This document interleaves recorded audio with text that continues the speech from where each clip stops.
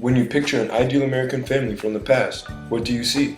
Images that come to mind generally include an upper middle class family consisting of a breadwinner husband and homemaker wife duo with two rosy-cheeked children and having a cookie-cutter home complete with the oh-so-stereotypical white picket fence. But it's 2013 and times have changed, allowing for the norm of the 1950s to stay in the past.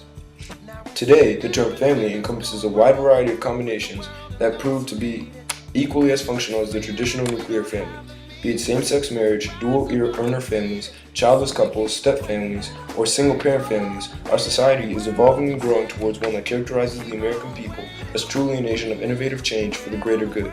Not only is being a single mother much more common today than it was 50 years ago, it's becoming a normality rather than an exception to the rule. Data released in the U.S. Census Bureau states that 1 in 4 children are currently being raised by a single parent, with an 80% likelihood of that parent being female. Evenly spread out over all ethnicities, the rate of single motherhood is skyrocketing, taking a dramatic leap of an 80% increase since 1980, and it's not just happening in America either. Everywhere around the globe is accepting the transition from the classic two-parent family structure towards one that suits the changing needs of families in our society. However, age does not play a major role in the probability of a woman giving birth outside of marriage, as demonstrated by a 2011 study on the social characteristics of single mothers. The vast majority of these women fall in the 20 to 40-year-old range, with 62% of women between those ages giving birth out of wedlock. The main causes of the spike in single motherhood are due to both an increase in pregnancies conceived out of wedlock as well as a drop in overall marriage rates, which has been severely decreasing as of late because of a widespread desire to delay marriage until one's late 20s or early 30s. Other contributing factors that account for a rise in single motherhood include divorce, widowing, unplanned pregnancy, and feminist ideals. On average, single mothers make up the majority of breadwinning moms in the workplace at a grand total of 63%, which is almost twice the amount of married mothers that provide the primary source of financial support for their families. Who do you live with at home? Mother, father, my sister, my grandmother, and dad. My mom, my dad, my little brother, my older sister. Parents and my siblings. My mom and my brother. My mother, my father, and my brother. Both of my parents, my mom and my dad. Both my parents and my sister. Both of my parents. I live with my mom and dad. Mother and my father.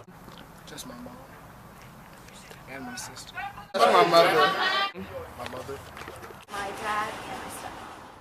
Do your parents expect you to go to college?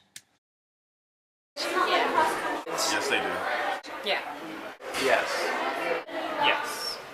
Yeah. Yeah. Yeah. Not in case I get a scholarship. No. Yeah, I graduated with a master's 2 years ago. I have a master's in education, secondary education. Yeah. What have your parents done to prepare you for college? Nothing really. They told me to research. Enrolling me in public school and making sure I maintain a high grade point average. Me to school. They have encouraged me throughout my life to do well in school and take APs and just study for the PSAT and all that jazz. And we're visiting colleges right now, so. They've sent us to school to make sure we keep grades that are above average. They've kind of set me up with a good life. They've sent me to good schools, so I've always been set pretty well. Well, they make me take a lot of college classes in school, and then they've made me start saving for college. They've pushed me to take classes like SAT prep and also college courses. They want for me to go to college. Not at all. No, not a lot. No. We had a trust fund set up for us, tutors in high school, one-to-one contact with teachers. The contemporary views of parents. What level of education do you have? 2 years of college, associate's degree. Bachelor's degree. High school and 2 years of continuing education. Undergrad degree. Bachelor. Are you married? If so, how long have you been married? I'm married for 15 years. No, divorced. I am married now. Yeah. 9 years. How many children do you have? When did you have them?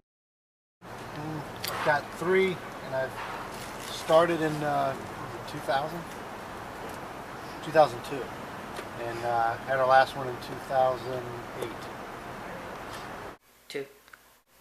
2002, 2003. I had them when I was 18 and 23.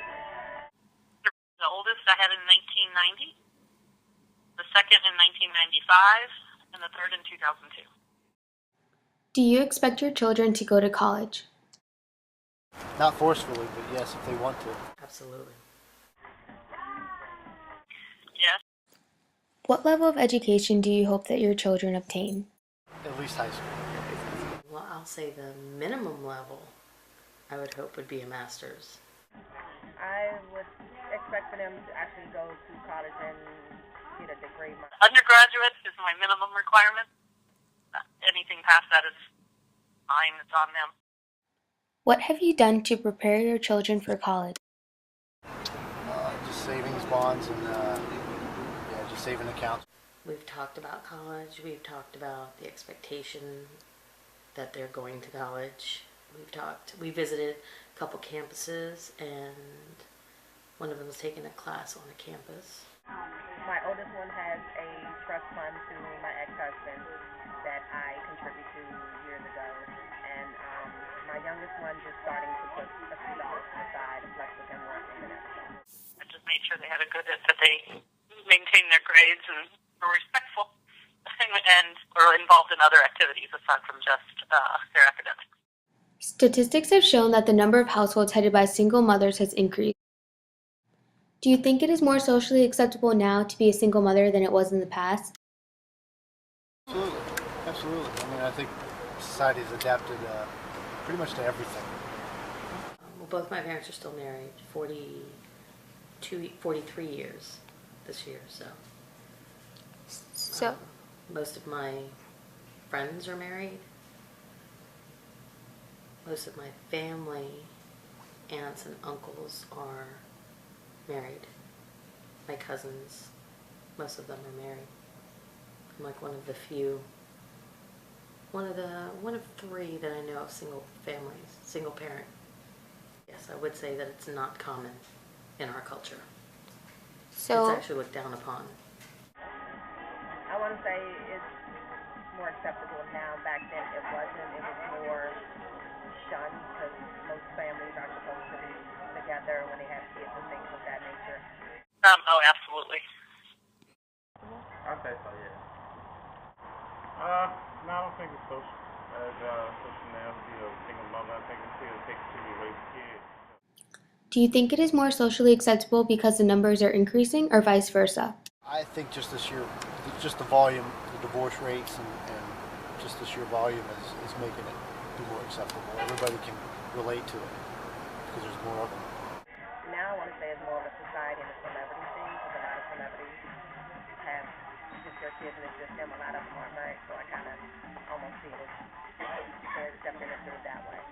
I think it's more socially acceptable because the numbers are increasing. I think it's more acceptable because there's actually a lot of cases these days.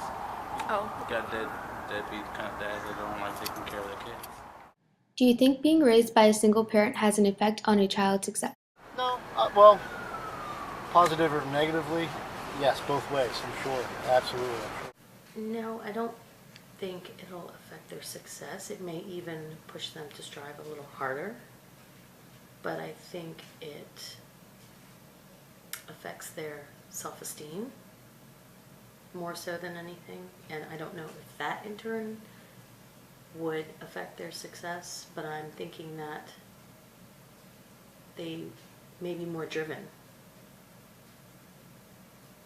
Or maybe I'm hoping they will be. Actually, No, I don't think it has an effect on their success. I do think it has an effect on their life. No, because I would. Not really. Studies show now more than ever, growing up in a single parent family is becoming easier on both parties involved, the parent and their respective children. But those who rely on the supportive love of one parent rather than 2 are reported to have little to no problems in their adolescent years or as young adults either. It is even found that in many cases, a child's strong relationship with their single parent can account for better grades, better relationships with others, and better development in general. and it has to do with a closer relationship with the child's parent, as well as the reality of the situation that the child is more likely to be raised by not only just their mother, but their mother's entire support system as well, accounting for many strong role models in the child's life. Although being a single mother is often attributed with high poverty, research demonstrates that higher poverty rates in families and high conflict rates between parents cause the most disruption in the life of a child. Therefore, a faulty and conflict-driven relationship between parents is more of a determinant in a child's success than the number of parents in the life of said child. Although it's still admittedly more difficult to raise a family alone, society is lifting the burden off the backs of those who have made it their reality, in turn providing evidence of an open-minded world that welcomes with arms spread a promise for a bright future for a diversified family structure.